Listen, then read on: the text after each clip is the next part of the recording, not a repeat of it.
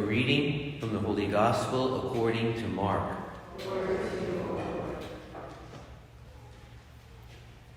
Jesus said to the crowds,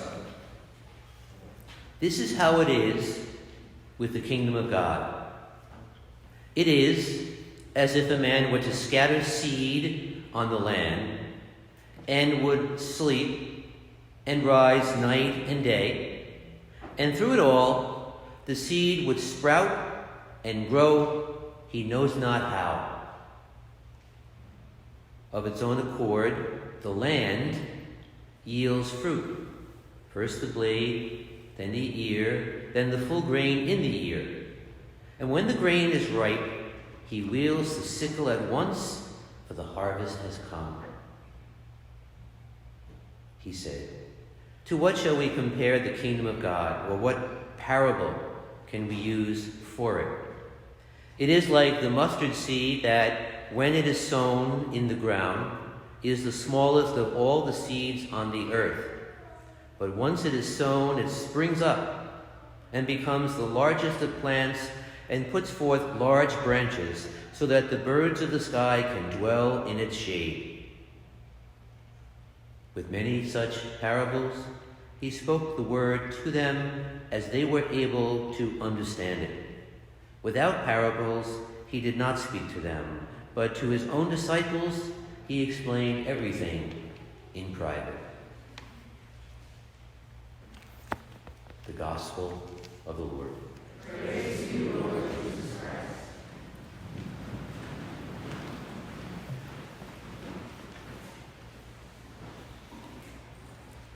This homily is about blooming wherever we find ourselves and trying to allow the seed of this present moment, any present moment, to be a springboard to something new, something different, something more perhaps. So 3 points. The first from the perspective of a recent news story. The second from today's feast of St. Anthony of Padua. You see his banner over here. And thirdly, from the gospel passage that we just heard, particularly the first part of it. First, the breaking story. Did you hear about that incredible tale about the man who was lobster fishing off Cape Cod just about 48 hours ago on Friday morning, and he was below the sea, maybe 25 to 35 feet below, when all of a sudden he found himself in the mouth of a humpback whale. Imagine that. At first, he reported afterwards, at first he thought he was in the mouth of a shark and just about to die, but he didn't feel any pain or teeth, just this complete darkness in the cavernous mouth of the whale. Fortunately, he was outfitted with scuba gear and an oxygen tank, and I found out by looking at checking on Google, whales don't generally have teeth. So he began shaking himself around in scuba gear, and finally, after about 40 long seconds, the whale is going up and surfaced and spit him out, unharmed but badly shaken, into the ocean. And fortunately, there were other ships around it. The moral of the story, as I see it, is, hey, we never know where we might find ourselves planted or stuck, and all we can do is try our hardest to get through the moment and to bounce back with creativity and hope, just like the seed randomly tossed into the soil. This guy was lost in the mouth of a whale, but found himself strategically reacting to the best he could to the moment. And that's what the seed does when it hits the ground. Lost and found. And speaking of lost and found, today is the feast of the lost and found patron saint, St. Anthony of Padua. The Franciscans have a little jingle about St. Anthony that goes like this: "Tony, Tony, come around, something's lost and can't be found." The Franciscans say that, Francis is the founder, but Tony, Anthony, brings home the bacon to them. Anyway, St. Anthony didn't find himself lost in a whale. But I find his life, his story, attractive insofar as he had many changes, many career changes, many ups and downs during his short 36-year life. At the age of 15, he began by, in Portugal where he lived, he began by joining the Augustinian order. So he sort of wanted a quiet life in the monastery to pray. But then he began to see the bodies of the Franciscan martyrs coming back from Africa. And so he joined the Franciscans as a brother, and he was sent to Morocco. But then he got sick, and they put him on the ship back to Portugal, but the ship went off course, it blew far off course to Italy, where he settled, and he lived, first as a hermit, then he became a priest, Franciscan priest, and a scholar, and a famous preacher. So St. Anthony is the patron saint of those who find their lives completely uprooted once in a while or often. And so he needed this spiritual compass because he was frequently displaced, frequently confused and lost and looking for the next thing to happen. So he became the saint of lost objects and searching souls because he found himself where God was calling him. Father Zach and I were talking to police officers just before the Mass. You might have heard the helicopters circling around looking for a lost person.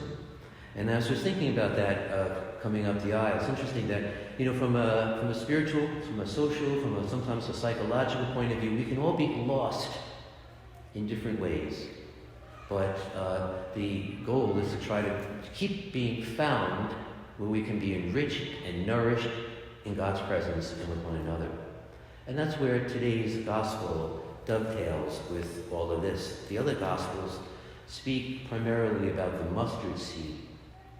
But St. Mark refers to the seed that grows in secret. The farmer in this parable does nothing more than plant. He plants the seed, then he goes to bed and wakes up the next morning and day after day. After that, everything mysteriously emanates from God. The seed that grows in secret. And this is not the mustard seed, but the seed that grows in secret. So Jesus is talking about the farmer who views the ground, the earth, not only as dirt, but as the environment, as the matrix of all hope, fresh growth, and new life. So the ground, coupled with God's purposeful activity for the ground, for us, is the medium of a harvest through God's holy desire to bring forth life wherever the seed finds itself, wherever we find ourselves. The seed sleeps in the, you might say, the open mouth of the dark soil that swallows the seed, dying to its original being, only to emerge as something greater than itself. This world, wherever we find ourselves, even in the literal or metaphorical mouth of a whale, this world is the soil of our lives. It's where potential meets possibility, new growth, new life, new hope. It's where potential meets possibility, and possibility, the movement towards perfection. One of my favorite authors is Thomas Merton. And Thomas Merton described grace as the hidden potential we have for every virtue. The hidden potential we have for every virtue. As he said, like the oak tree hidden in the meat of the oak, of the acorn. To be an acorn, he wrote, is to have this taste for being an oak tree. You and I seek grace. That's why we keep coming back to the Lord, coming back to Jesus, the Sacred Heart, Mary, the Immaculate Heart, coming back to Mass. We desire this transformative effect of our faith because we're acorns with oak trees inside of us, with a taste of who we are meant to be, different from each other, but on a journey to the Lord.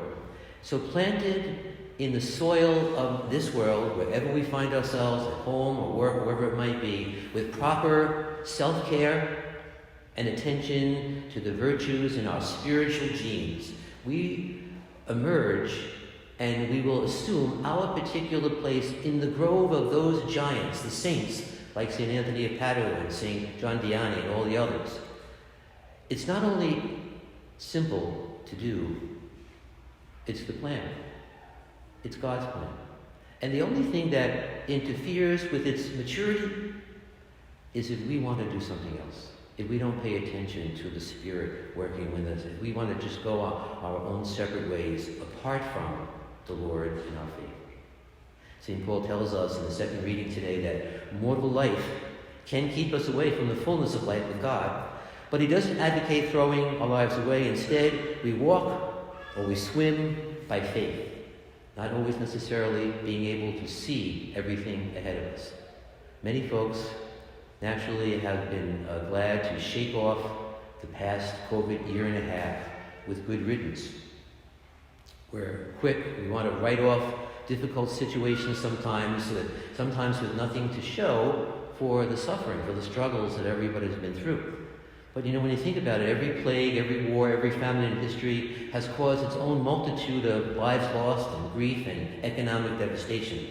But in this gospel, Jesus' promises that underneath the soil of human experience, whatever it might be, even getting trapped in a whale or by COVID, the kingdom of God is always, always, always at work, pushing out new life and fresh hope.